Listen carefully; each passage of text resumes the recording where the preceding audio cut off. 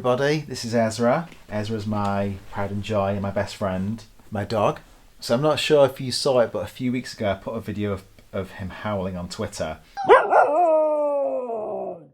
And I thought it would be really cool to get that video and put it through different effects and different echo units and things and see how it sounds. And it's going to be his birthday present because he's going to be turning 1 on Valentine's Day. And he's had a really kind of horrible start to life, and it's been quite a journey. So I thought for his first birthday I'm going to give him a little present, and it's going to be his voice through tape echoes and guitar pedals, and he'll never see it, but yeah, it's there. So yeah, stand by for some howl training through effects.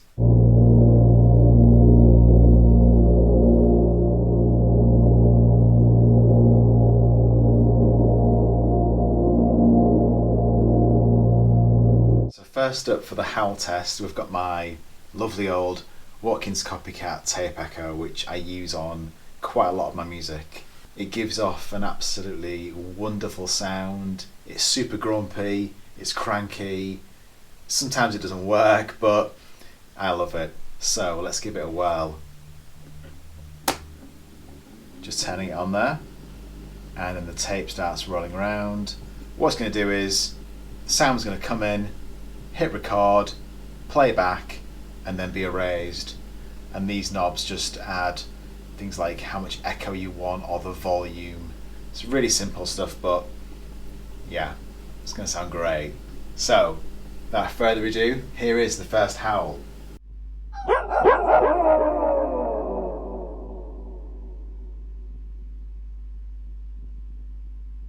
So that was quite a nice long tape echo, I think. It was quite creepy, had some other weird kind of crackly sounds going on in there, but yeah, I liked that. That was a good first try.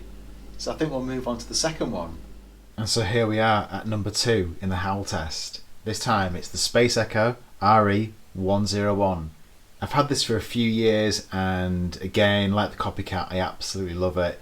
It sits directly under my Copycat, so I've got everything kind of ready and waiting if I want to plug stuff up and swap cables around and things. It's kind of an advancement over the Copycat in that you've got more controls for different types of echo and different speeds, different intensities, and you can control volume and direct signal versus wet signal a lot easier. So let's get it fired up.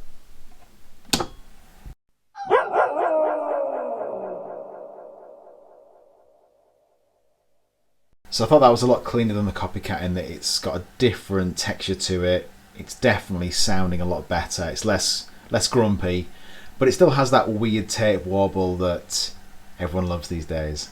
On to the third one. So moving on to our third example in the howl test. Now we've got the Tape Echo EFX2 from Echofix. This unit is very similar to the Roland, which sits above it, in that it's the same thing, I guess, but a modernised version. It's beautifully cleaned up and brand new, and it has loads of controls. It's got a beautiful spring reverb and other reverb algorithms inside which you can change around and stuff. Nice big knob there for switching different echo modes. And yeah, it's going to be beautiful basically, so let's get it fired up.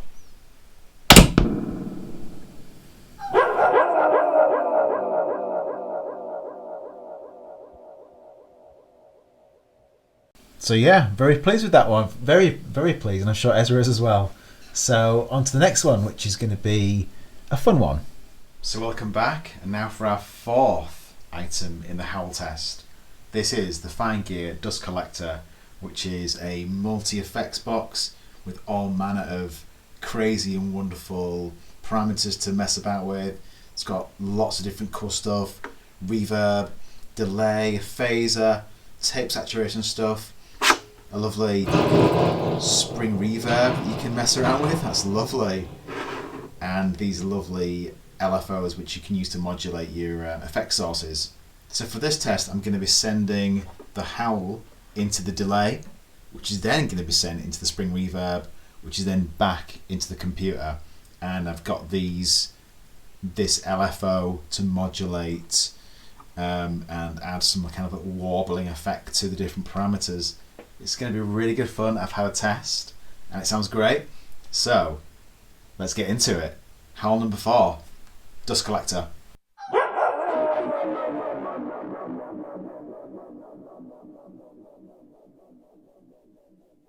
So as you probably heard, that was a really alien type thing there. Not many ways to describe that other than kind of weird. So yeah, that was everything coming into here, the delay, then into the reverb, which is then being messed around with, and that's how it gets that kind of shaky, wobbly, flanging kind of effect there with the LFOs. You can change the speed on those things, as you can see there with the lights. So yeah, it's a really cool thing, but we've had enough anyway. Let's move on to our 5th device.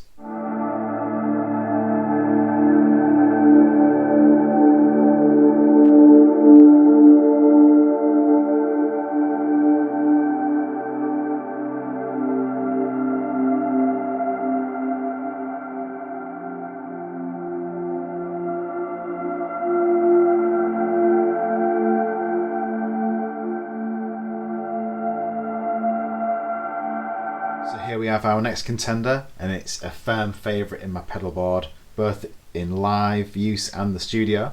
It's the Strymon El Capistan pedal, which is a beautiful, beautiful instrument that I use on everything. Yeah, I kind of have everything always running into this thing and then back into my computer in some way. It adds lovely sound on sound delay to everything. It's kind of like tape echo, but yeah, it has some other cool degrading effects to it, and it's lovely basically, and I think it's going to be great for this next test. So without further ado, let's go.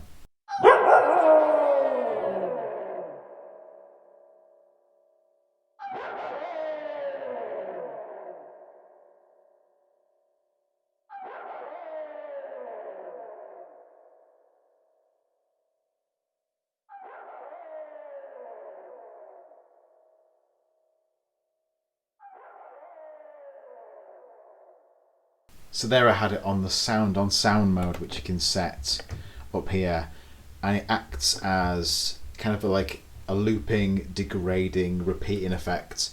It's really awesome because it just captures random bits of audio when you hit record and then repeat and then eventually wipe when you kind of get bored of stuff. But yeah, this is awesome for just capturing like weird bits of audio that you've got floating around, or you can just feed stuff into it constantly. And I thought it sounded cool with the howl, and I'm sure Ezra's pretty happy with that. So let's move on. I think to the we're going to move on that way basically to this thing. So yeah, let's do it. So moving on through the pedal board, we now come to another Strymon pedal. It's the Volante, which is another firm favourite in my studio and live setup. It's got a lot of the same things that the El Capistan has, but it's kind of a high def version of it, and it's got some really cool options and spring reverb and different types of echo and speeds and things and different modes up here. But yeah, it's going to be good for the howl test, I think. I've got it on a half-time echo, tape setting, some degradation type effects going to be going on here. And yeah, medium spring reverb. I think it should be good. Let's get into it.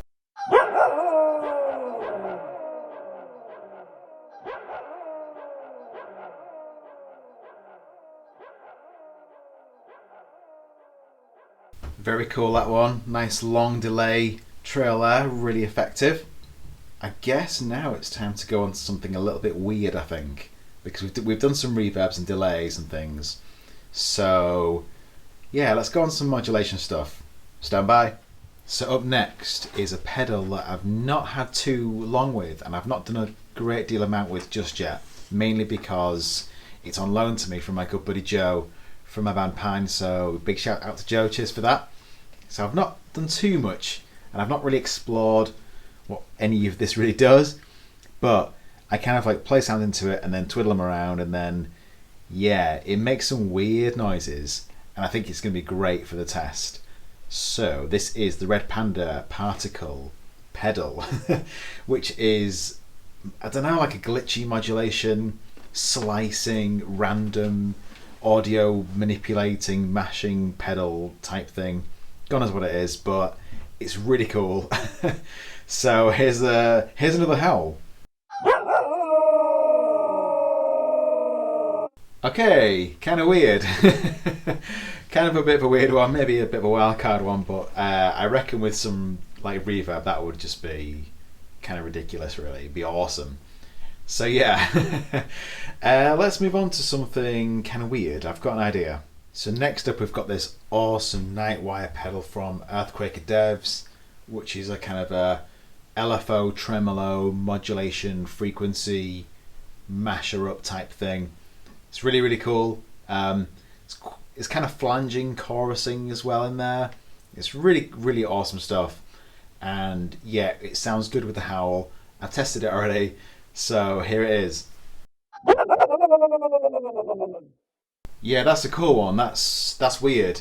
That's like warbly, weirdy, tremolo-y, shaking style things. So yeah, nice. But yeah, let's move on. This is a weird one. I've just had a little test and I've got something really cool here.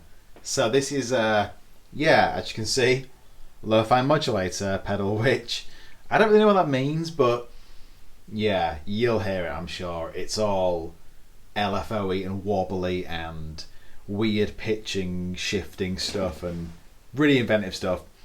And yeah, it sounds great. So let's get into this test. Yeah, incredibly weird stuff there.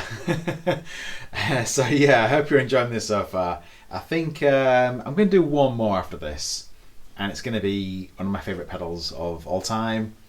So stand by for an absolutely incredibly amazing review of the next one. So here we are with the last entry in the Howl Test saga.